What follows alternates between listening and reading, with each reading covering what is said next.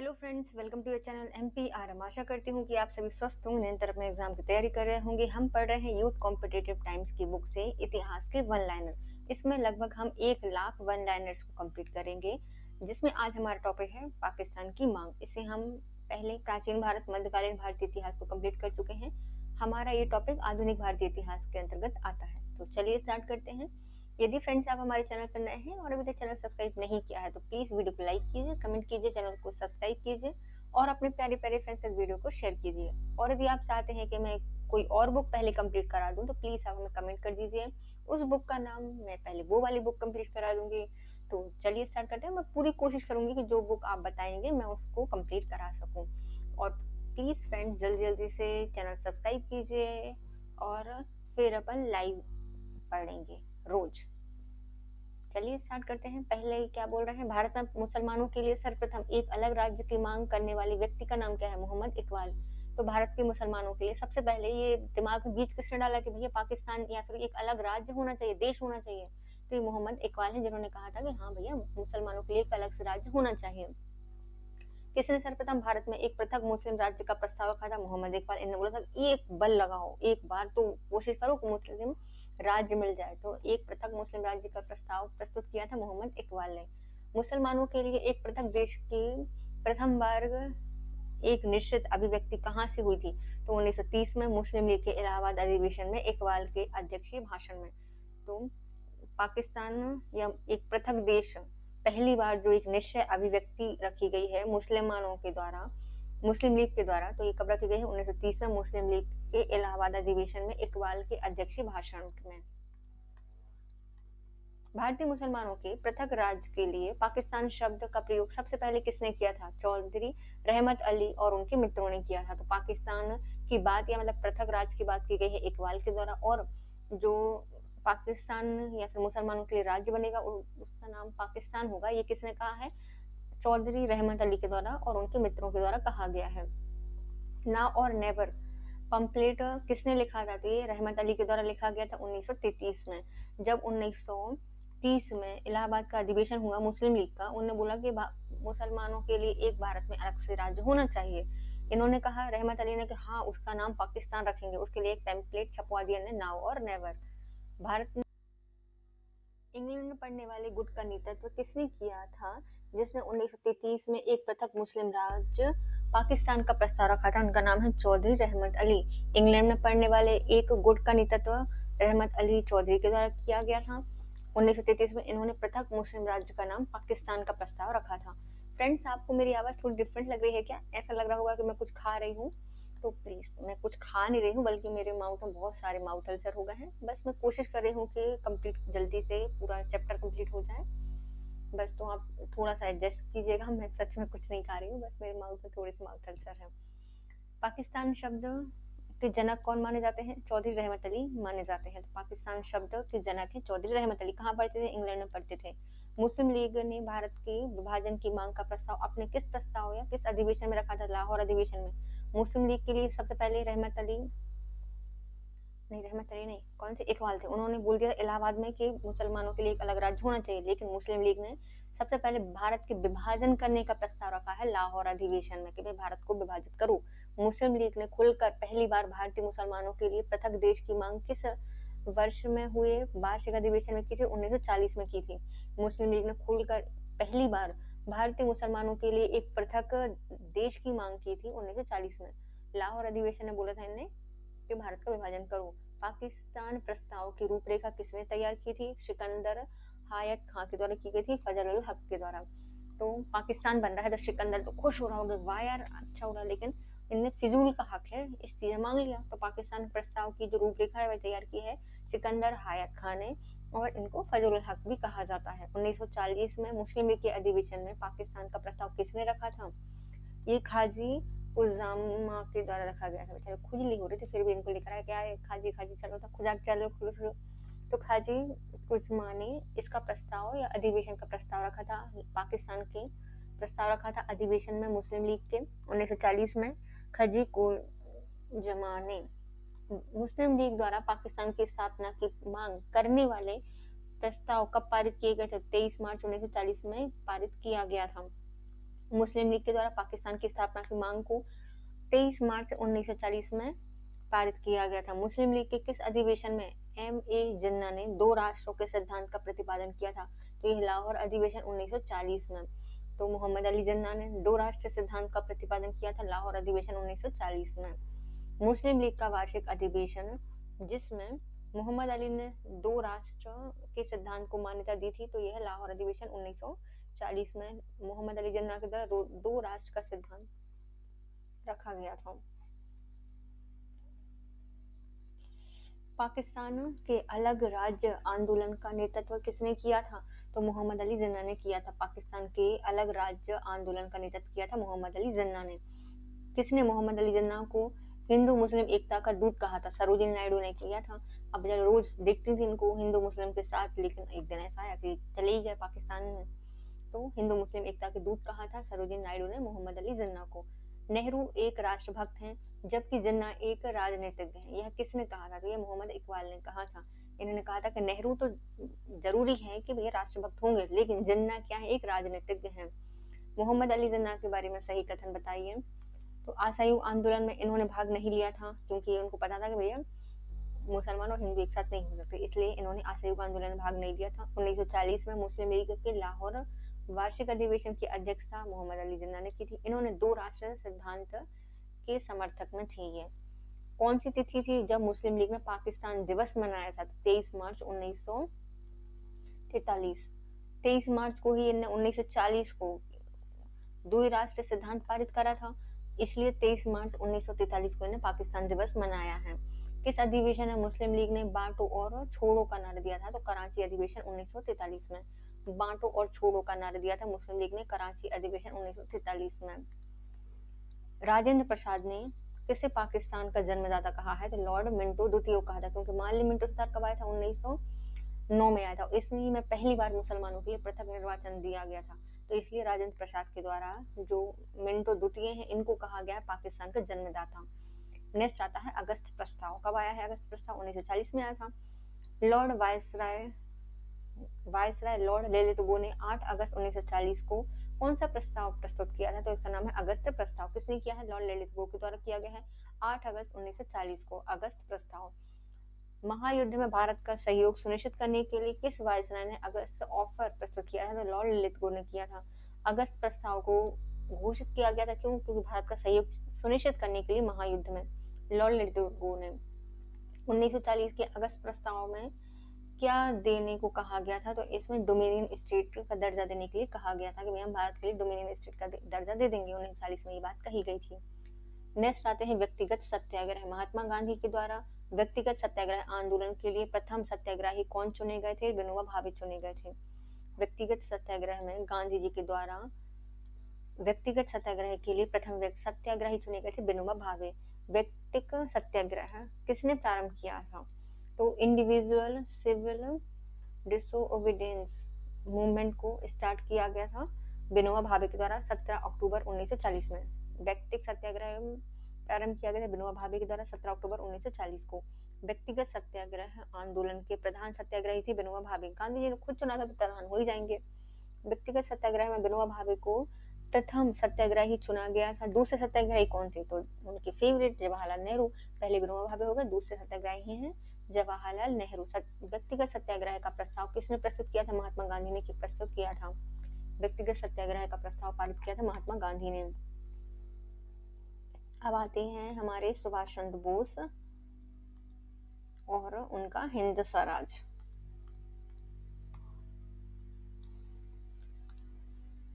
नेहरू सुभाष चंद्र बोस का जन्म किस नगर में हुआ था? कटक उड़ीसा में इनका जन्म हुआ है। सुभाष चंद्र बोस का जन्म हुआ है कटक उड़ीसा में। सुभाष चंद्र बोस है, इनका जन्म कब हुआ था? तो 23 जनवरी 1897 को। सुभाष चंद्र बोस है, इनका जन्म हुआ है 23 जनवरी 1897 को। सुभाष चंद्र बोस के पिता का नाम था जानकीनाथ बोस। सुभाष चंद्र बोस के पिता का नाम था जानकीनाथ बोस। सुभाष चंद्र बोस ने भारतीय नागरिक सेवा ICS उत्तीर्ण की थी 1920 में। सुभाष चंद्र बोस के द्वारा ICS उत्तीर्ण की गई थी 1920 में। सुभाष चंद्र बोस के राजनीतिक गुरु कौन थे? CR दास थे। सुभाष चंद्र बोस के राजनीतिक गुरु थे CR दास। किसने सुभाष चंद्र बोस को देश नायक कहा है? रविन्द्रनाथ टैगोर ने कहा है। रविन्द्रनाथ टैगोर ने महात्मा गांधी को महात्मा कहा था और सुभाष चंद्र बोस को देश नायक कहा है रविन्द्रनाथ टैगोर ने। देख लेना, ये नायक बन के दिखाएगा सुभाष चंद्र बोस, देश नायक है। सुभाष चंद्र बोस को किसने देशभक्तों का देशभक्त कहा है? तो महात्मा गांधी ने कहा था भैया आप तो देशभक्त नहीं बल्कि देशभक्तों के देशभक्त हो। सुभाष चंद्र बोस को कहा था महात्मा गांधी ने। सुभाष चंद्र बोस कितनी बार कांग्रेस के अध्यक्ष चुने गए थे? 2 बार चुने गए थे। पहला हरिपुरा अधिवेशन 1938 में और दूसरा त्रिपुरी अधिवेशन 1939 में, जिसकी अध्यक्ष सिर्फ एक बार की है, लेकिन अध्यक्ष के लिए चुने गए हैं 2 बार, एक 1938 में हरिपुरा में और एक बार 1939 के लिए त्रिपुरी में। सुभाष चंद्र बोस ने फॉरवर्ड ब्लॉक की स्थापना की थी 3 मई 1939 को। सुभाष चंद्र बोस ने फॉरवर्ड ब्लॉक की स्थापना की है 3 मई 1939 को। भारतीय स्वतंत्रता संघर्ष के दौरान किसने द फ्री इंडियन लीजन नामक सेना बनाई थी? तो उनका नाम है सुभाष चंद्र बोस। भारतीय स्वतंत्रता संग्राम के संबंध में द फ्री इंडियन लीजन को बनाया था सुभाष चंद्र बोस ने। सुभाष चंद्र बोस ने कब और कहां पर इंडियन लीजन की स्थापना की है? तो बर्लिन में की थी 1941 में। सुभाष चंद्र बोस के द्वारा इंडियन लीजन की स्थापना की गई थी बर्लिन में 1941 को। बर्लिन पहुंचने के लिए सुभाष चंद्र बोस ने काबुल में किस नाम से पासपोर्ट प्राप्त किया था? तो उनका नाम था आर्लेडो मेसेट्टा 1941 में। बर्लिन पहुंचने के लिए सुभाष चंद्र बोस ने काबुल में एक पासपोर्ट प्राप्त किया था, उसका नाम था आर्लेडो मेसेट्टा 1941 में। सुभाष चंद्र बोस की आत्मकथा का नाम क्या है जो कि अपूर्ण रही थी? तो एक भारतीय तीर्थ यात्रा। एक भारतीय तीर्थ यात्रा सुभाष चंद्र बोस की आत्मकथा है जो कि अपूर्ण रही थी। आजाद हिंद फौज का विचार किसने समझाया था या सुलझाया था? तो ज्ञानी प्रीतम सिंह और मेजर फूजीवारा के द्वारा। आजाद हिंद फौज है, इसका विचार सबसे दिया था उनके ज्ञानी मित्र प्रीतम सिंह ने और उनके फूफा जी ने, तो फूजीवारा के द्वारा, मेजर फूजीवारा और ज्ञानी प्रीतम सिंह के द्वारा। INA किसके दिमाग की उपज थी? किसने इसकी स्थापना की थी? मोहन सिंह के द्वारा स्थापना की गई थी। INA की स्थापना मोहन सिंह के द्वारा की गई थी और इनकी दिमाग की उपज थी। यह कथन किस क्रांतिकारी का है? भारतीय शहीदों के खून का बदला लो, अपनी मातृभूमि को आजाद कराने के लिए अपनी तलवार का इस्तेमाल करो, पूरे भारत में एंग्लो अमेरिकन दुश्मन के खिलाफ उठ खड़े हो, ये कहा था रास बिहारी बोस ने। लेकिन किसी को रास ही नहीं आई थी इनकी बात कि अपने जो भारतीय शहीद हैं उनके खून का बदला लो, अपनी मातृभूमि के आजाद कराने के लिए तलवार का इस्तेमाल करो, पूरे भारत में एंग्लो अमेरिकन दुश्मन के खिलाफ उठ खड़े हुए रास बिहारी बोस ने कहा था।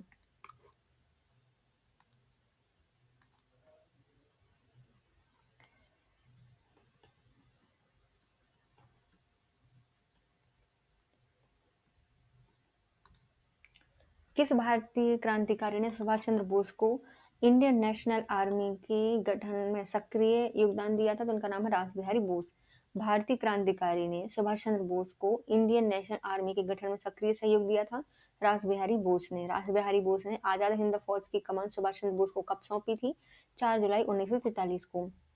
रास बिहारी बोस ने आजाद हिंद फौज की कमान सुभाष चंद्र बोस को सौंपी थी 4 जुलाई 1943 को। 1943 में आजाद हिंद फौज कहां पर अस्तित्व में आई थी? तो तत्कालीन मलय में या वर्तमान सिंगापुर में। 1943 में जो आजाद हिंद फौज है उसका अस्तित्व बनाया गया था तत्कालीन मलय में और वर्तमान में देखा जाए तो सिंगापुर में। किस स्थान से सुभाष चंद्र बोस ने कहा था दिल्ली चलो? तो ये सिंगापुर से कहा था 4 जुलाई 1943 को। दिल्ली चलो का जो नारा है यह सुभाष चंद्र बोस के द्वारा दिया गया था सिंगापुर में 4 जुलाई 1943 को। किसने रानी लक्ष्मीबाई रेजिमेंट की स्थापना की थी? सुभाष चंद्र बोस ने की थी, महिलाओं के लिए। रानी लक्ष्मी रेजिमेंट की स्थापना की थी सुभाष चंद्र बोस ने। आजाद हिंद फौज के प्रमुख ब्रिगेड कौन थे? तो सुभाष चंद्र ब्रिगेड, नेहरू ब्रिगेड और गांधी ब्रिगेड। आजाद हिंद फौज की 4 ब्रिगेड थी। पहले रानी Lakshmi regiment, Subhash Chandra brigade, Nehru brigade और गांधी ब्रिगेड। जय हिंद किसका नारा था? सुभाष चंद्र बोस ने कहा था जय हिंद। किसने कहा था कि तुम मुझे खून दो मैं तुम्हें आजादी दूंगा? सुभाष चंद्र बोस का नारा है तुम मुझे खून दो मैं तुम्हें आजादी दूंगा। और मैं बोलती हूँ कि आप मुझे सब्सक्राइबर दो, मैं आपके लिए सारी बुक ला दूंगी। सुभाष चंद्र बोस ने सिंगापुर में स्वाधीन भारत की अंतरिम सरकार का गठन कब किया था? 31 अक्टूबर 1943 को। स्वाधीन भारत की अंतरिम सरकार का गठन किया था सुभाष चंद्र बोस ने सिंगापुर में 21 अक्टूबर 1943 को। अब हमें खुलेआम बगावत कर देश को विदेशी शासन से मुक्त कराना है। और साथियों, मैं आपको अपने देशवासी भाइयों और बहनों को इसमें शामिल होने के लिए आह्वान करता हूँ। किसने कहा था? तो ये कहा था सुभाष चंद्र बोस ने। मतलब पढ़ के ही बिल्कुल एकदम आपके रोंगटे खड़े हो जाएंगे। तो वो सारे भाषण सुभाष चंद्र बोस के ही हैं। इंडियन नेशनल आर्मी ने ब्रिटिश शासन से अंडमान निकोबार द्वीप वापस लिए था। इन्हें क्या नाम दिया था? इनको शहीद और स्वराज द्वीप नाम दिए थे। इंडियन नेशनल आर्मी के द्वारा ब्रिटिश शासन से अंडमान निकोबार द्वीप प्राप्त कर लिए गए थे और उसको नाम दिया था शहीद द्वीप और स्वराज द्वीप। 8 नवंबर 1943 को प्राप्त किए थे। निकोबार द्वीप को सुभाष चंद्र बोस ने क्या कहा था? तो स्वराज द्वीप कहा था। भैया निकालो इनको और हमारा स्वराज स्थापित करो। तो निकोबार द्वीप का नाम रखा था स्वराज द्वीप सुभाष चंद्र बोस ने। 2 आईएनए मुख्यालय जिन्हें सुभाष चंद्र बोस ने स्थापित किया था, कहाँ पे किया था? सिंगापुर में और रंगून में। सिंगापुर और रंगून में सुभाष चंद्र बोस ने 2 आईएनए के मुख्यालय स्थापित किए थे। आजाद हिंद फौज का प्रधान कार्यालय कहाँ पे था? रंगून में था। सिंगापुर से रंगून 1944 को गया था।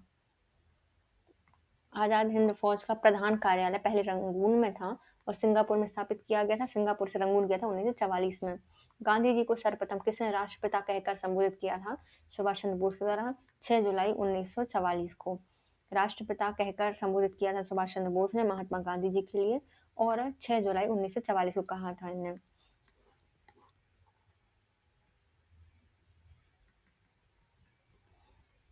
किसने कहा था कि भारत की स्वाधीनता की आखिरी युद्ध शुरू हो चुका है? राष्ट्रपिता। भारत की मुक्ति के इस पवित्र युद्ध में मैं या हम आपका आशीर्वाद एवं शुभकामनाएं चाहते हैं। तो सुभाष चंद्र बोस के द्वारा कहा गया था आजाद हिंद रेडियो पर। तो भारत की स्वाधीनता का आखिरी युद्ध शुरू हो चुका है। राष्ट्रपिता। भारत की मुक्ति में इस पवित्र युद्ध में मैं आपका आशीर्वाद एवं शुभकामनाएं चाहता हूँ, सुभाष चंद्र बोस ने कहा था आजाद हिंद रेडियो पर। आजाद हिंद फौज सप्ताह कब मनाया गया था? तो 5 से 11 नवंबर 1945 को मनाया गया था। आजाद हिंद फौज सप्ताह मनाया गया था 5 से 11 नवंबर 1945 को। आजाद हिंद फौज दिवस किस तिथि को मनाया जाता है? तो 12 नवंबर को मनाया जाता है 1945 में। 12 नवंबर को आजाद हिंद फौज दिवस मनाया जाता है और 1945 से मनाया जाता है। कौन आजाद हिंद फौज से जुड़े हुए थे? तो प्रेम कुमार सहगल, गुरबख्श सिंह, शहनवाज और राशिद अली। तो आजाद हिंद फौज से जुड़े हुए माने जाते हैं। एक तो सुभाष चंद्र बोस तो फेमस है, उनके अलावा थे प्रेम कुमार सहगल, गुरबख्श सिंह, शहनवाज और राशिद अली। आईएनए अधिकारियों पर मुकदमा कहाँ चलाया गया था? लाल किले में, दिल्ली में चलाया गया था। तो आईएनए के अधिकारी थे, इनको पकड़ लिया गया था जब इनकी सुभाष चंद्र बोस की मृत्यु होने के बाद। तो इन पर मुकदमा चलाया गया था, लाल किला का मुकदमा दिल्ली में। दिल्ली के लाल किले के प्रसिद्ध आजाद हिंद फौज पर अभियोग कब चलाया गया था? तो 1945 में चलाया गया था। आजाद हिंद फौज के किस अधिकारी ने लाल किले पर चलाए गए मुकदमे का सामना किया था? तो इसमें 3 लोग थे जिसमें लाल किले का मुकदमा चलाया गया था। तो गुरदयाल सिंह, प्रेम सहगल और शहनवाज। आजाद हिंद फौज के अधिकारी जिन पर लाल किले का मुकदमा चलाया गया था, 3 प्रमुख थे, गुरुदयाल सिंह, प्रेम सहगल और शहनवाज। आजाद हिंद फौज के अधिकारियों ने उनके लाल किले के चल रहे मुकदमे में उनके पक्ष में वकालत की थी। तो आजाद हिंद फौज के जो अधिकारी हैं उनके खिलाफ जो लाल किले का मुकदमा चल रहा था उसके खिलाफ में जो वकालत की थी वो थे भूला भाई देसाई ने, तेज बहादुर सप्रू ने, कैलाश नाथ काटजू ने और जवाहरलाल नेहरू ने। ये सब वकालत छोड़ चुके थे लेकिन फिर भी जो लाल किले का मुकदमा है जब इन पर चला आजाद हिंद फौज पर, तो ये सारे गए थे वकालत करने। कौन कौन है? भूला भाई देसाई, तेज बहादुर सप्रू, कैलाश नाथ काटजू और जवाहरलाल नेहरू। इसने 1945 में आजाद हिंद फौज की ओर से लाल किले में मुकदमे की पैरवी करके वकीलों की अध्यक्षता की थी। तो इनका नाम है भूलाभाई देसाई। आजाद हिंद फौज पर चल रहे 1945 में लाल किले के मुकदमे की पैरवी के जो वकील थे उनकी अध्यक्षता की थी भूलाभाई देसाई ने। 1945 में आजाद हिंद फौज के लाल किले में दिल्ली के मुकदमे की पैरवी किसने नहीं की थी? सरदार वल्लभ भाई इसमें शामिल नहीं थे। सरदार वल्लभ भाई पटेल इस पैरवी में शामिल नहीं हुए थे। आजाद हिंद फौज के मुकदमे में किसे फांसी की सजा दी गई थी? तो प्रेम सहगल और गुरबख्श सिंह और शहनवाज को। आज़ाद हिंद फौज के मुकदमे में, जो लाल किले का मुकदमा था, इसमें 3 लोगों को फांसी दी गई थी। पहले आते हैं प्रेम साइगल, गुरुबख्श सिंह और शहनवाज को। आज़ाद हिंद फौज ने किन सैनिकों को 7 वर्ष के कारावास का दंड दिया था? तो राशिद अली को दिया था, मतलब 7 वर्ष की रसीद काट के दे दी। तो राशिद अली को 7 वर्ष का कारावास दिया गया था, जबकि प्रेम साहिगल, गुरुबख्श सिंह और शहनवाज को फांसी की सजा दी गई थी। किसने लिखा था कि भारत की मुक्ति महात्मा गांधी के नेतृत्व में नहीं होगी? सुभाष चंद्र बोस ने कहा था कि भैया हम महात्मा गांधी के नेतृत्व में तो भारत को आज क्या 100 साल बाद भी आज़ाद नहीं करवा सकते। ऐसा नहीं कहा था, लेकिन हाँ ऐसी ही बात उन्होंने कही होगी उस समय। सुभाष चंद्र बोस के विषय में सत्य बताइए। इन्होंने 1920 में आईसीएस की परीक्षा में सम्मिलित होकर चौथा स्थान प्राप्त किया था, सही है।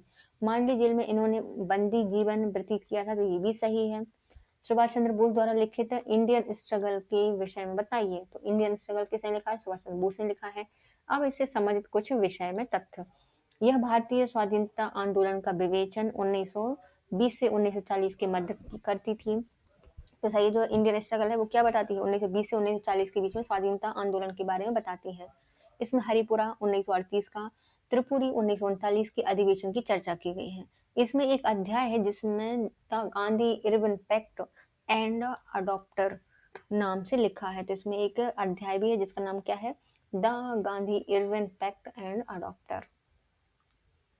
इलाहाबाद में संपन्न हुए कांग्रेस कार्यकारिणी समिति की बैठक में किस सदस्य ने भारत के नाजीवाद, फासीवाद और साम्राज्यवाद विरोधी निश्चय रूप के कारण जापान के विरुद्ध गोरिल्ला युद्ध की अपनी योजना के पक्ष में बहुमत जुटाने में सक्षम हुए थे? तो ये है कौन? जवाहरलाल नेहरू। इलाहाबाद में संपन्न हुआ कांग्रेस का कार्यकारिणी समिति की बैठक। इसमें भारत के नाजीवाद, फासीवाद और साम्राज्यवाद विरोधी निश्चित रुख के कारण जापान के विरुद्ध गोरिल्ला युद्ध पद्धति की योजना का पक्ष रखा था जवाहरलाल नेहरू ने और बहुमत प्राप्त किया था। अब आती हैं प्रमुख घटनाएं, योजना और तिथि। इंडियन नेशनल आर्मी की स्थापना 1 सितंबर 1942 को की गई थी। इंडियन नेशनल आर्मी की स्थापना 1 सितंबर 1942 को की गई। सुभाष चंद्र बोस की श्री तोजो के साथ बैठक जुलाई 1943 में हुई थी। सुभाष चंद्र बोस की किससे हुई थी? तोजो के साथ बैठक हुई थी जुलाई 1943 में।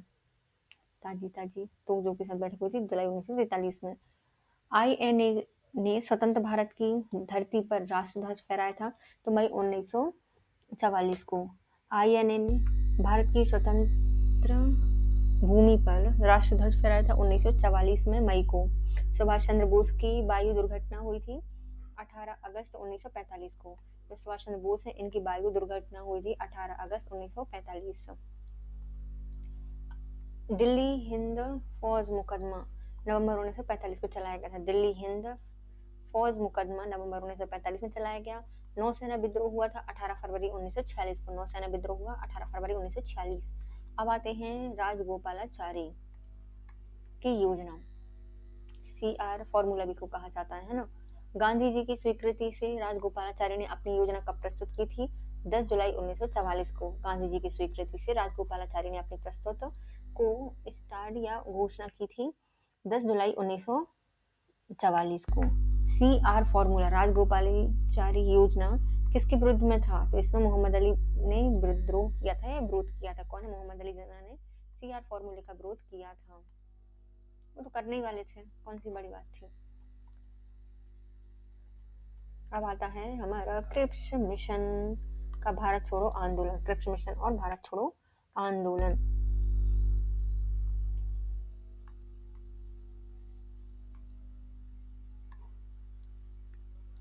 पहले आता है क्रिप्स मिशन। ब्रिटिश प्रधानमंत्री में से किसने भारत में क्रिप्स मिशन भेजा था? तो विंस्टन चर्चिल ने भेजा था। तो ब्रिटिश के प्रधानमंत्री हैं, ब्रिटिश के प्रधानमंत्री जिन्होंने भारत में क्रिप्स मिशन भेजा है, उनका नाम है विंस्टन चर्चिल। भारत में क्रिप्स मिशन किस वर्ष आया था? तो मार्च 1942 को आया था।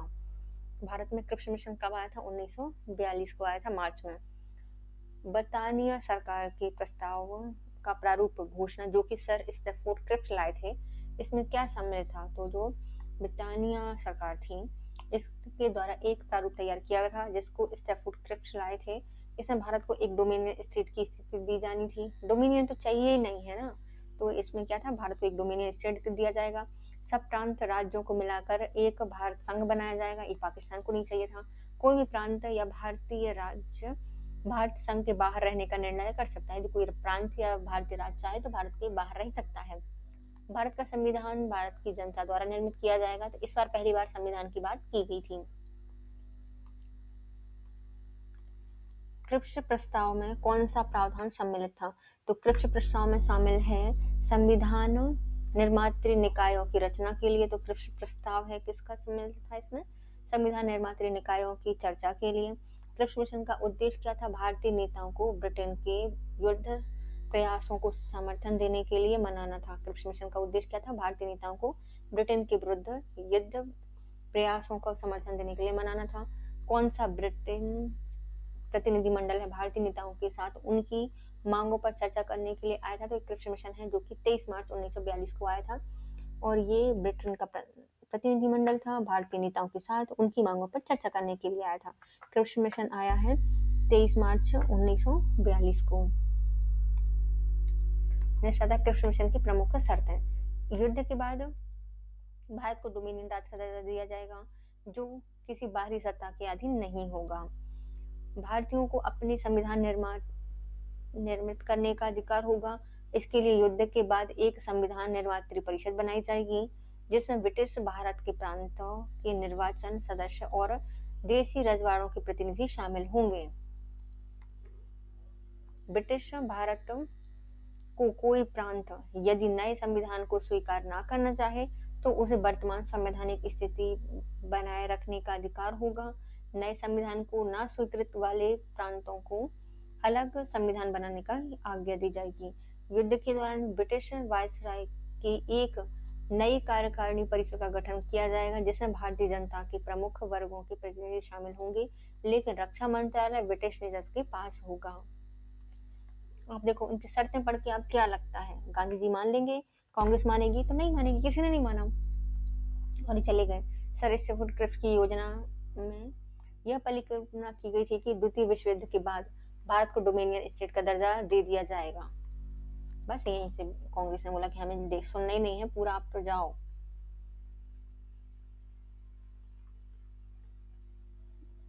यहाँ भारत एक क्रांति होने जा रही है और हमें जल्दी से चले जाना चाहिए। यह किसने कहा था? तो यह सर स्टैफोर्ड क्रिप्स ने कहा था, क्योंकि ये जो क्रिप्स मिशन होगा यहाँ बैठक हुई होगी तो नेता ने इतनी बातें सुनाई होंगी इनको, तो समझ गए थे कि भैया यहाँ भारत में क्रांति होने वाली है, हमें जल्दी से चले जाना चाहिए, स्टैफोर्ड क्रिप्स ने कहा था। क्रिप्स मिशन के साथ कांग्रेस के आधिकारिक वार्ताकार कौन थे? तो उनका नाम है पंडित जवाहरलाल नेहरू और मौलाना आजाद। क्रिप्स मिशन के साथ कांग्रेस के आधिकारिक वार्ताकार कौन थे? जवाहरलाल नेहरू और मौलाना आजाद। क्रिप्स मिशन और शिमला सम्मेलन के विचार विमर्श में कांग्रेस का नेतृत्व किसने किया था? तो अबुल कलाम आजाद ने किया था। क्रिप्स मिशन और जो शिमला सम्मेलन है इसमें बात जो विचार विमर्श है वो किसने किया था?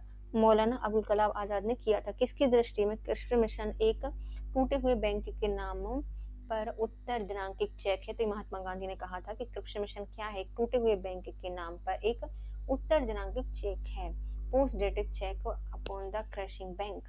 महात्मा गांधी के द्वारा इतनी बड़ी सेंटेंस की बात कही गई है क्रिप्स मिशन के लिए।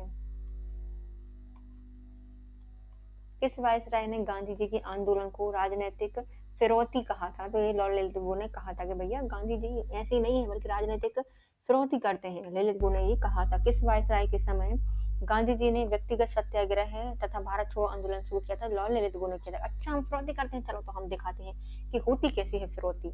तो व्यक्तिगत सत्याग्रह किया और भारत छोड़ो आंदोलन प्रारंभ किया था महात्मा गांधी ने लॉर्ड ललित के समय 1936 से 1944 के बीच में। अब आता है भारत छोड़ो आंदोलन। देखते हैं कैसे इन्हें फिरौती मांगी थी गांधी जी ने। भारत छोड़ो आंदोलन किसकी प्रतिक्रिया में प्रारंभ किया गया था? क्रिप्स मिशन के। भैया क्रिप्स मिशन ने इतनी देर तक बैठा के रखा और इतना दिमाग खराब किया, तो उसके बदले में प्रतिक्रिया क्या थी? भारत छोड़ो आंदोलन। भारत के बालू में एक आंदोलन उत्पन्न करूंगा तो कांग्रेस से भी बड़ा होगा। तो ये किसने कहा था? गांधी जी ने कहा था कि मैं भारत के बालू से एक ऐसा आंदोलन उत्पन्न करूंगा जो कि कांग्रेस से भी बड़ा होगा, ये गांधी जी के द्वारा कहा गया था। 6 जुलाई 1942 को वर्धा में गांधी जी ने कांग्रेस की कार्यकारिणी में अपने भारत छोड़ो आंदोलन की चर्चा की। तब उस समिति के अध्यक्ष कौन थे? मौलाना अबुल कलाम आजाद थे। जब भारत छोड़ो आंदोलन का प्रस्ताव 6 जुलाई 1942 को वर्धा में रखा गया तो गांधी जी के द्वारा इसकी अध्यक्षता की थी मौलाना अबुल कलाम आजाद ने। 14 जुलाई 1942 को कांग्रेस कार्यकारिणी समिति द्वारा भारत छोड़ो आंदोलन का प्रस्ताव कहाँ पारित किया गया था? वर्धा में किया गया था। 14 जुलाई 1942 को कांग्रेस की कार्यकारिणी ने भारत छोड़ो आंदोलन का प्रस्ताव वर्धा से पास कर दिया। भारत छोड़ो आंदोलन का आलेख किसने बनाया था? महात्मा गांधी जी ने स्वयं बनाया था, नेहरू और आजाद के साथ मिलकर। भारत छोड़ो आंदोलन का प्रारूप आलेख बनाया था महात्मा गांधी ने नेहरू और आजाद के साथ मिलकर। 1942 में कांग्रेस के मुंबई अधिवेशन में किसके द्वारा भारत छोड़ो प्रस्ताव पारित किया गया था? तो ये है जवाहरलाल नेहरू। 1942 में मुंबई अधिवेशन में भारत छोड़ो आंदोलन प्रस्ताव पारित किया था जवाहरलाल नेहरू ने। भारत छोड़ो प्रस्ताव की किसने अनुशंसा की थी? तो वल्लभ भाई पटेल के द्वारा की गई थी। भारत छोड़ो प्रस्ताव की अनुशंसा की थी वल्लभ भाई पटेल ने। 1942 में भारत छोड़ो आंदोलन का समर्थन किया था सरदार वल्लभ भाई पटेल ने। 1942 में भारत छोड़ो आंदोलन का प्रस्ताव किया है सरदार वल्लभ भाई पटेल ने। जब भारतीय राष्ट्रीय कांग्रेस ने भारत छोड़ो आंदोलन प्रस्ताव पारित किया उस समय भारत के अध्यक्ष थे अबुल कलाम आजाद। भारत छोड़ो आंदोलन का प्रस्ताव जब पारित किया गया था तो उस समय अध्यक्ष थे अबुल कलाम आजाद। भारतीय राष्ट्रीय कांग्रेस का लगातार 6 वर्षों तक अध्यक्ष कौन थे? अबुल कलाम आजाद थे। भारतीय राष्ट्रीय कांग्रेस के 6 वर्षों तक अध्यक्ष हैं अबुल कलाम आजाद।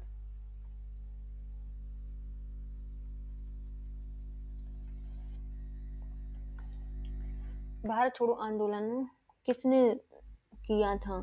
या भारत छोड़ो आंदोलन का जो नारा है वह किसने दिया था? तो ये है इशरफ मेहर अली। एक बार तो ये चले गए, अब कौन आ गए? मेहर अली आ गए हैं। तो भारत छोड़ो आंदोलन का जो नारा था वो दिया था इशरफ मेहर अली के द्वारा। भारत छोड़ो आंदोलन के समय भारत का प्रधान सेनापति कौन था? उसका नाम था लॉर्ड बिवेल। भारत छोड़ो आंदोलन के समय भारत का सेनापति था लॉर्ड बिवेल। भारत छोड़ो आंदोलन के समय इंग्लैंड के प्रधानमंत्री कौन थे? चर्चिल थे। 1940 से 1945 तक थे। भारत छोड़ो आंदोलन के समय इंग्लैंड के प्रधानमंत्री हैं चर्चिल। 1940 से 1945 तक। भारत छोड़ो आंदोलन का प्रस्ताव मुंबई के किस मैदान से स्टार्ट हुआ था? ग्वालियर टैंक से हुआ था। भारत छोड़ो आंदोलन का प्रस्ताव मुंबई के ग्वालियर टैंक से हुआ था। 8 अगस्त 1942 को कांग्रेस ने भारत छोड़ो आंदोलन प्रारंभ करने की घोषणा कहाँ से की थी? मुंबई से की थी। भारत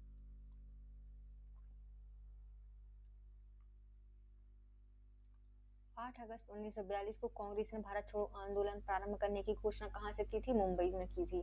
8 अगस्त 1942 को कांग्रेस ने भारत छोड़ो आंदोलन प्रारंभ करने की घोषणा की थी मुंबई में। भारत छोड़ो आंदोलन प्रारंभ करने के एक दिन पूर्व गांधी जी ने क्या कहा था? तो भारत छोड़ो आंदोलन जब स्टार्ट हो रहा था गांधी जी पहले आगाह हो गए थे वो क्योंकि कुछ गड़बड़ होने वाली है, कुछ गड़बड़ हो सकती है, तो पहले हम कुछ घोषणा कर दें, कुछ बता दें लोगों को। सरकारी कर्मचारी नौकरी ना छोड़ें, लेकिन कांग्रेस के प्रति अपनी निष्ठा घोषणा कर देंगे। ऐसा ना हो कि तुमने नौकरी छोड़ी और चली जाए फिर मिले भी ना, तो इसलिए सरकारी कर्मचारी नौकरी नहीं छोड़ेंगे, बस अपनी निष्ठा बना के रखेंगे कांग्रेस के प्रति। सैनिक अपने देशवासियों पर गोली चलाने से इनकार कर दें। सैनिक से बोला जाएगा गोली चला तो वे मना कर दें।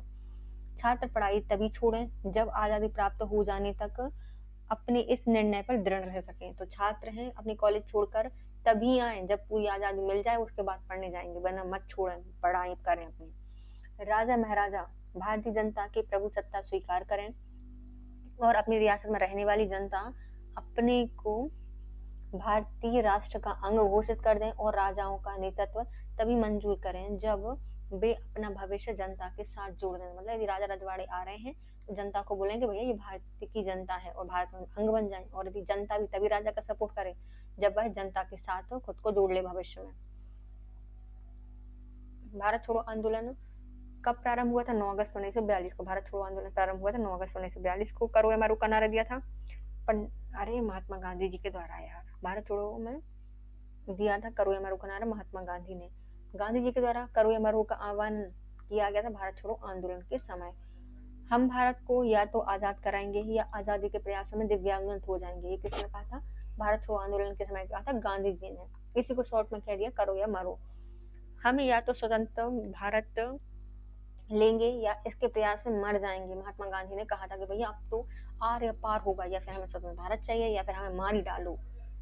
आज़ादी हमारी पहुँच में है, हमें इसे कसकर पकड़ लेना चाहिए। तो ये महात्मा गांधी का कार्य भी आज़ादी पहुँच ही गई, बस कसकर पकड़ लो इसको। भारत छोड़ो आंदोलन के नेता को गिरफ्तार करने के लिए ब्रिटिश शासन द्वारा चलाए गए ऑपरेशन का नाम क्या था? Operation zero. भैया ये 9 को स्टार्ट करने वाले थे, लेकिन 8 की रात को ही ब्रिटिश सरकार ने इनको सब नेताओं को उठा लिया। सुबह देखा तो भैया पूरा मैदान खाली, रात में सारे नेताओं को जेल में बंद कर दिया। भारत छोड़ो आंदोलन के समय गांधी जी को कहाँ बंदी बनाया गया था? तो मुंबई बनाया गया था। और भारत छोड़ो आंदोलन के समय गांधी जी को कहाँ रखा गया था? आगा खां पैलेस में रखा गया था। देखो एक बहुत अच्छी बात है इसमें कि हमेशा गांधी जी को पकड़ते थे और आगा खां पैलेस में नहीं रखते थे। कहाँ रखते थे? यादवता जेल में रखते थे। तो कई लोगों को पता था कि भैया ये आंदोलन करेंगे, पुलिस पकड़ के इनको गांधी जी को लेकर आएगी, कहाँ? यादवता जेल में लेकर आएगी। तो पहले से कई क्रांतिकारी, कई जनता यादवता जेल में चले गए थे, गांधी जी को पकड़ के यही बंद करने वाले हैं। लेकिन इस बार ब्रिटिशर्स ने बाजी पलट दी, गांधी जी को बंद तो किया, लेकिन कहाँ लेके गए? आगा खां पैलेस में लेके गए। और इस वाले आंदोलन में सभी नेताओं को अलग अलग बंद किया गया था, क्योंकि यदि वो जेल में एक साथ होते तो जेल में उनका आंदोलन प्रारंभ हो जाता। इसलिए गांधी जी को रखा गया है मुंबई में आगा खां पैलेस में। और जो और मुख्य नेता थे जिनको अहमदनगर में रखा गया है, वो है जवाहरलाल नेहरू, पट्टाभी सीतारामैया और गोविंद बल्लभ पंत। इनको रखा गया है अहमदनगर में, अहमदनगर के किले में। जवाहरलाल नेहरू, पट्टाभी सीतारामैया और गोविंद बल्लभ पंत को रखा गया है अहमदनगर की किले में।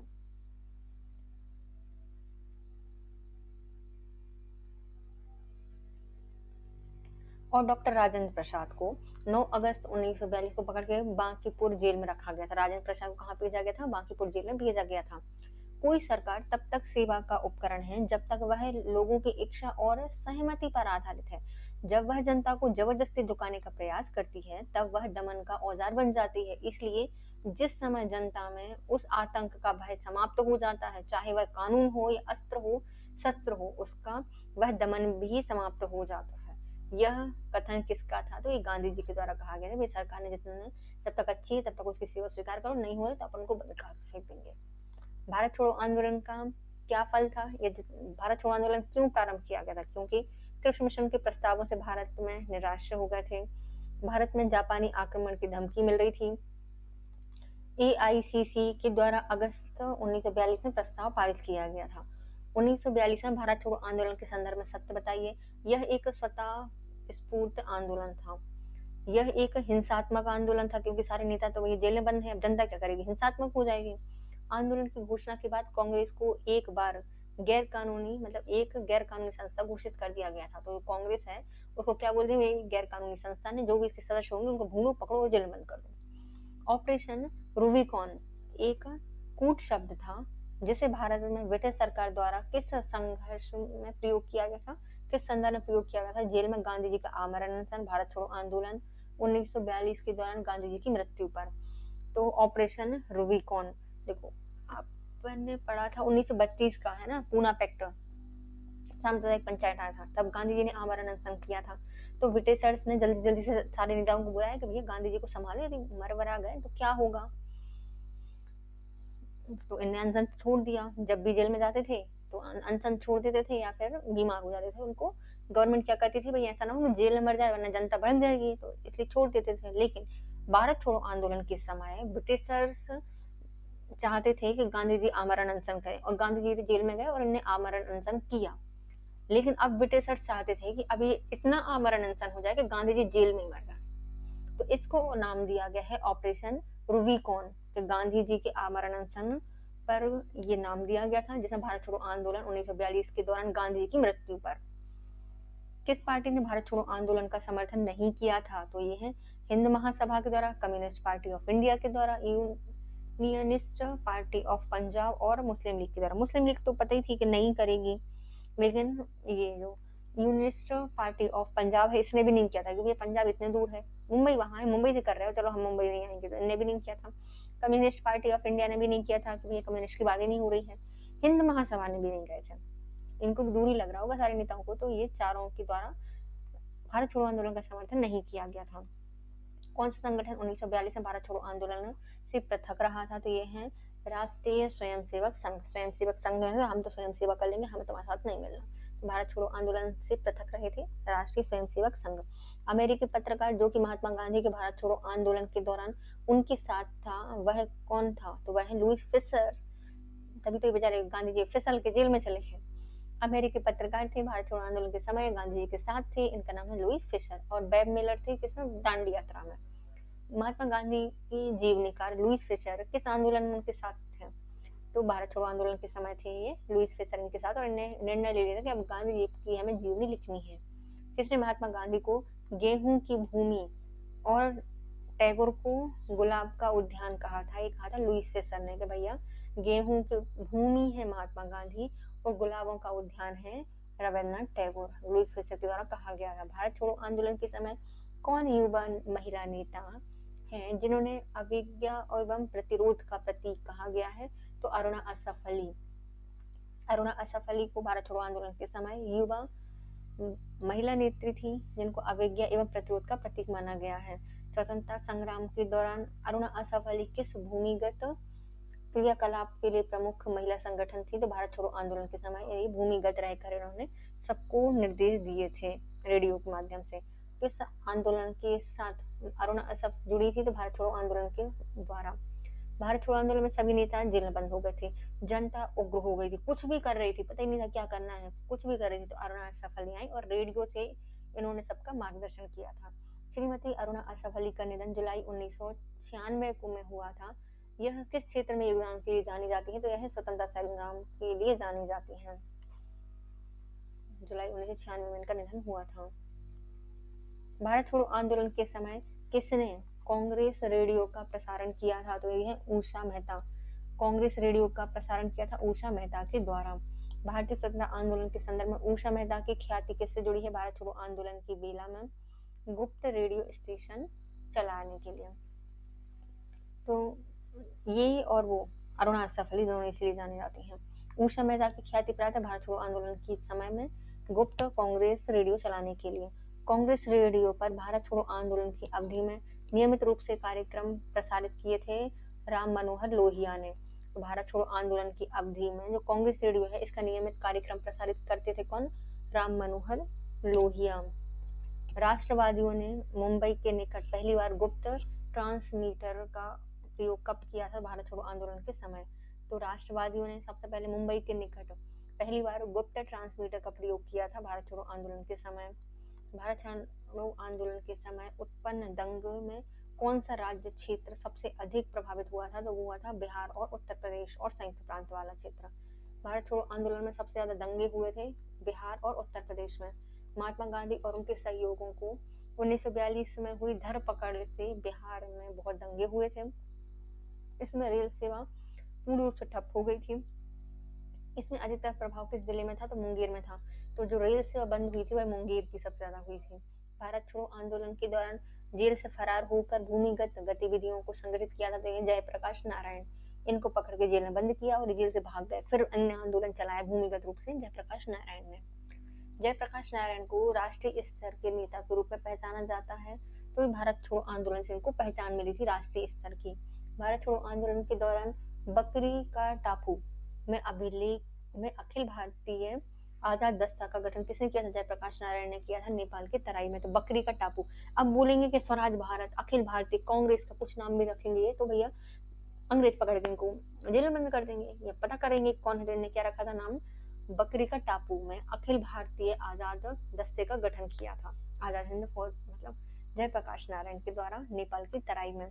भूमिगत आंदोलन किस गांधीवादी आंदोलन से जुड़ा था, तो भारत छोड़ो आंदोलन से जुड़ा था। भूमिगत आंदोलन इसमें चलाया गया, छुप छुप के आंदोलन किया गया था। भारत छोड़ो आंदोलन के दौरान समानांतर सरकार की स्थापना कहाँ पर की गई थी, तो बलिया में की गई थी अगस्त 1942 में चित्तू पांडे के नेतृत्व में। तामलुक ये मिदनापुर में की गई थी बंगाल में दिसंबर 1942 को। सतारा में की गई थी महाराष्ट्र में 1943 में बाई वी चौहान और नाना पाटेल के द्वारा। तो 3 जगह पर समानांतर सरकारें बनाई गई थी, पहले बलिया में अगस्त 1942 में जित्तू पांडे के नेतृत्व में, तामलुक मिदनापुर में बंगाल दक्षिण मतलब दिसंबर 1942 में, सतारा महाराष्ट्र में 1943 में बाई वी चौहान और नाना पाटेल के द्वारा। उत्तर प्रदेश के किस जनपद में भारत छोड़ो आंदोलन के दौरान समानांतर सरकार का गठन किया गया था, बलिया में अगस्त 1942 को। उत्तर प्रदेश के किस जनपद में भारत छोड़ो आंदोलन के दौरान समानांतर सरकार बनाई गई थी, बलिया अगस्त 1942 में बनाई गई थी। भारत छोड़ो आंदोलन के दौरान समानांतर सरकारों का उद्गम एक प्रमुख विशेषता थी। अगस्त 1942 में बलिया पूर्व उत्तर प्रदेश में किस तरह की समानांतर सरकार का नेता कौन था? तो इसका नाम था जित्तू पांडे। भारत छोड़ो आंदोलन के दौरान समानांतर सरकारों का उद्गम एक प्रमुख विशेषता थी। अगस्त 1942 में बलिया पूर्वी उत्तर प्रदेश में एक समानांतर सरकार का नेतृत्व किया था जित्तू पांडे के द्वारा। किस वर्ष बंगाल के मिदनापुर जिले में जातीय सरकार की स्थापना हो गई थी? दिसंबर 1942 में हो गई थी। बंगाल के मिदनापुर में एक जातीय सरकार बनी थी दिसंबर 1942 को। मिदनापुर जनपद में तामलुक भारत छोड़ो आंदोलन के दौरान जो समानांतर सरकार स्थापित की गई थी उसका नाम था जातीय सरकार। तो मिदनापुर में जो भारत छोड़ो आंदोलन के समय एक समानांतर सरकार बनी थी उसका नाम था जातीय सरकार, 1942 में बनी थी। भारत छोड़ो आंदोलन के दौरान किस स्थान पर लोगों की सरकार स्थापित की गई थी जो कि सबसे दीर्घजीवी थी? तो सतारा। भैया सितारे जैसा चमकती रही थी बहुत दिनों तक। तो भारत छोड़ो आंदोलन के समय लोगों की सरकार थी जो कि दीर्घजीवी थी, सबसे ज्यादा दीर्घजीवी थी सतारा की। भारत छोड़ो आंदोलन के विषय में सत्य बताइए। इसमें अगस्त क्रांति के नाम से जाना जाता है, सही है। इसमें अरुणा असफ अली की असाधारण भूमिका थी, सही है। जवाहरलाल नेहरू को इस आंदोलन के दौरान अहमदनगर फोर्ट जिले मतलब जेल बंद करके रखा गया था, सही है। इनके साथ पट्टाभी सीतारामैया भी थे। और जयप्रकाश नारायण को हजारीबाग जेल में रखा गया था जहां से भाग गए थे और दीवार फांद कर भागे थे। हजारीबाग जेल में रखा गया था जयप्रकाश नारायण को। भारत छोड़ो आंदोलन के दौरान किस नेता ने सरकार द्वारा दी गई जो जातियां थी उनको शेर जैसी हिंसा कहा था? तो ये महात्मा गांधी ने कहा था कि भैया सरकार ने जैसी हिंसा की है हमारे साथ, जैसी जातियां की हैं वो एक शेर जैसी हिंसा है, महात्मा गांधी ने कहा था। भारत छोड़ो आंदोलन रूस और फ्रांस की क्रांति से कम नहीं थी, किसने कहा था? जयप्रकाश नारायण ने कहा था। पूरा प्रकाश डाला गया था भारत छोड़ो आंदोलन में, रूस और फ्रांस की क्रांति की जैसी है भारत छोड़ो आंदोलन की क्रांति। गांधी ने भारत छोड़ो आह्वान को किसने अद्वितीय आंदोलन कहा है? तो ये सरदार वल्लभ भाई पटेल, इन्होंने अद्वितीय आंदोलन कहा है वल्लभ भाई पटेल ने। भारत छोड़ो आंदोलन के विषय में सही कथन है कि भारत छोड़ो आंदोलन से लोगों को जागृत करने और साहस दिलाने में सफलता मिली थी। करो या मरो का नारा लोगों के मन में प्रवेश कर गया था।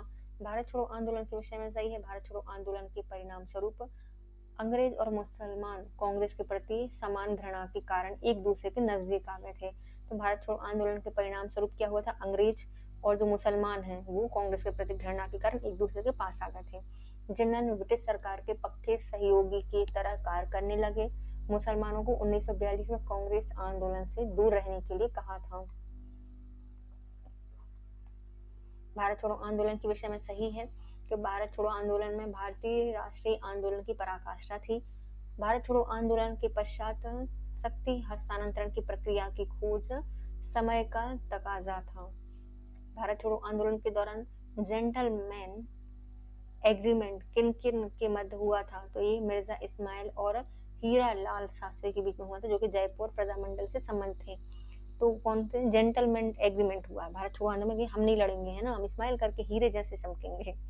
तो इस्माइल और हीरालाल के द्वारा संपन्न किया गया है एक जेंटलमैन एग्रीमेंट भारत छोड़ो आंदोलन के समय जयपुर प्रजामंडल में। भारत छोड़ो आंदोलन के विषय में सही बताइए कि लॉर्ड लिलिथगो ने 1942 के अगस्त आंदोलन को सिपाही विद्रोह के बाद सर्वाधिक गंभीर विद्रोह कहा था। कुछ क्षेत्रों में किसान व्यापक जन आंदोलन में उठ खड़े हुए थे। भारत छोड़ो आंदोलन के उपरांत श्री राजगोपालाचारी ने वे आउट नामक एक पैम्पलेट जारी किया था। कौन सा प्रस्ताव इस पैम्पलेट में था? तो ये है संवैधानिक गतिरोध का हल। भारत छोड़ो आंदोलन के समय श्री राजगोपालाचारी ने द वे आउट पैम्पलेट जारी किया था। इसमें इसका प्रस्ताव में था संवैधानिक गतिरोध को हल करना।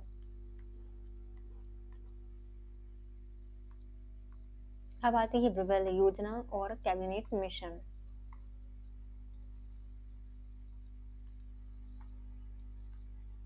पहले विवेल योजना किस वर्ष प्रस्तुत की गई थी? तो इसको 14 जून 1945 को प्रस्तुत किया गया था। विवेल योजना को 14 जून 1945 को प्रस्तुत किया गया था। विवेल योजना के अनुसार कार्यकारिणी परिषद में हिंदू मुस्लिम सदस्यों की संख्या कैसी होनी थी, जो समान होनी थी। बेबेल योजना है, इन्होंने पहले कह दिया था कि हिंदू मुस्लिम बराबर बराबर आएंगे। बेबेल योजना का ठोस परिणाम क्या हुआ? शिमला सम्मेलन बुलाया गया था। बेबेल योजना आई, इसने कहा कि भैया यहाँ आधी बात हो गई, आधी हम शिमला में जाके करेंगे। शिमला सम्मेलन बुलाया गया था। बेबेल योजना के परिणाम स्वरूप शिमला सम्मेलन का आयोजन कब किया गया था? तो शिमला कब जाएंगे अपन? गर्मियों में जाएंगे। तो जून से में गए थे जुलाई तक। 25 जून 1945 से 14 जुलाई 1945 तक हुआ था। शिमला सम्मेलन हुआ था 25 जून 1945 से 14 जुलाई 1945 तक। किस वायसराय ने शिमला सम्मेलन का आयोजन किया था? तो यह लॉर्ड बेवेल, इन्होंने शिमला सम्मेलन का आयोजन किया था। 1945 में शिमला सम्मेलन में कांग्रेस के प्रतिनिधि मंडल का नेतृत्व किसने किया था? मौलाना आजाद ने किया था। कांग्रेस के प्रतिनिधि मंडल का नेतृत्व किया था 1945 में मौलाना आजाद ने। 1945 में लॉर्ड बेवेल द्वारा आयोजित शिमला सम्मेलन में अछूतों का प्रतिनिधित्व किया था शिवाराज के द्वारा। शिवाराज, तो शिवाजी तो हिंदुओं के उसमें थे, तो अछूतों को मानते नहीं थे, तो बेबेल योजना में जो अछूत हैं उनका प्रतिनिधित्व किया था शिवाराज के द्वारा। मुंबई में नौसैनिक विद्रोह कब हुआ था? 18 फरवरी 1946 को। 18 फरवरी 1946 को किया गया है नौसेना विद्रोह मुंबई में। कांग्रेस और मुस्लिम लीग के सहयोग प्राप्त करने के लिए कुछ वार्ताएं और समझौते हुए थे। तो कांग्रेस और मुस्लिम के बीच में सहयोग के लिए कुछ हुए हैं, जैसे कि राजाजी सी राजगोपालाचारी फॉर्मूला था, 10 जुलाई 1944 को आया था। गांधी जिन्ना वार्ता, ये सितंबर 1944 में हुई थी। भूलाभाई देसाई और लियाकत अली समझौता अगस्त 1945 को हुआ था। और शिमला कॉन्फ्रेंस, ये 25 जून 1945 को हुआ था। कांग्रेस और मुस्लिम लीग का सहयोग प्राप्त करने के लिए चार वार्ताएं हुई हैं, चारों बार इन्हें प्रयास किया है। पहला सी राजगोपालाचारी फॉर्मूला में 10 जुलाई 1944 को हुआ। गांधी जिन्ना वार्ता सितंबर 1944 को हुई। भूलाभाई देसाई लियाकत अली समझौता अप्रैल 1945 को हुआ। शिमला कॉन्फ्रेंस 25 जून 1945 को हुआ था। कैबिनेट मिशन योजना, 1946 का कैबिनेट मिशन 3 कैबिनेट मंत्रियों में गठित किया गया था। ये तीनों अंग्रेज कैबिनेट मंत्री थे। पहले Lord Pethick Lawrence, Sir Stafford Cripps और एवी अलेक्जेंडर। कैबिनेट मिशन के 3 मंत्री थे। कौन कौन थे? पैथिक लॉरेंस, स्टीफोर्ड क्रिप्स और एवी अलेक्जेंडर। 1946 में कैबिनेट मिशन का नेतृत्व किसने किया था? तो सर पैथिक लॉरेंस के द्वारा किया गया था। कैबिनेट मिशन किसने किया था? पैथिक लॉरेंस के द्वारा किया गया था।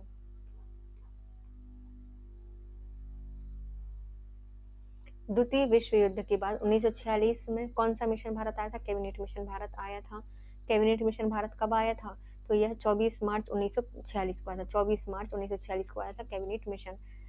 किसका प्रस्ताव मई में आया? इसमें अभी भी भारत को विभाजन मुक्त रखने की आशंका थी, जिसका ब्रिटिश प्रांतों से मिलाकर बने एक संघीय राज्य का स्वरूप होना था। उपयुक्त तो उदाहरण दिया गया है कैबिनेट मिशन में। तो कैबिनेट मिशन एक ऐसा प्रस्ताव था जिसमें लगा था कि भारत का विभाजन नहीं होगा, मुक्त रखने की आशंका थी, ब्रिटिश प्रांतों से मिलकर बने हुए संघीय राज्य का स्वरूप होगा। तो यह कैबिनेट मिशन में कहा गया था। कैबिनेट मिशन के भारत आगमन के समय भारतीय राष्ट्रीय कांग्रेस के अध्यक्ष थे मौलाना अबुल कलाम आजाद। जब कैबिनेट मिशन भारत आया तो उस समय कांग्रेस के अध्यक्ष थे मौलाना अबुल कलाम आजाद। कौन सा कांग्रेस अध्यक्ष था जिसने क्रिप्स मिशन और लॉर्ड बेवेल दोनों से वार्ताएं की थी? तो मौलाना अबुल कलाम आजाद। अबुल कलाम आजाद ने क्रिप्स मिशन और लॉर्ड बेवेल दोनों से वार्ता की थी। कांग्रेस का कौन सा नेता था जो कि कैबिनेट मिशन योजना के पक्ष में पूरी तरह से था? तो गांधी, महात्मा गांधी कैबिनेट मिशन की योजना में पूरी तरह से उनके पक्ष में थे। कैबिनेट मिशन के प्रमुख प्रस्ताव 16 मई 1946 को आया था। कैबिनेट मिशन का प्रमुख प्रस्ताव था 16 मई 1946। भारत में एक संघ राज्य की स्थापना ब्रिटिश भारत एवं रियासतों को मिलाकर की जाएगी। संपादीय प्रश्न का निर्णय सदस्यों द्वारा लिया जाएगा। प्रांतों को केंद्रीय विषय छोड़कर पूर्ण स्वायत्तता दी जाएगी। प्रांत आपस में गुट बना सकते हैं। भारतीयों को अपने संविधान बनाने का अधिकार दिया जाएगा।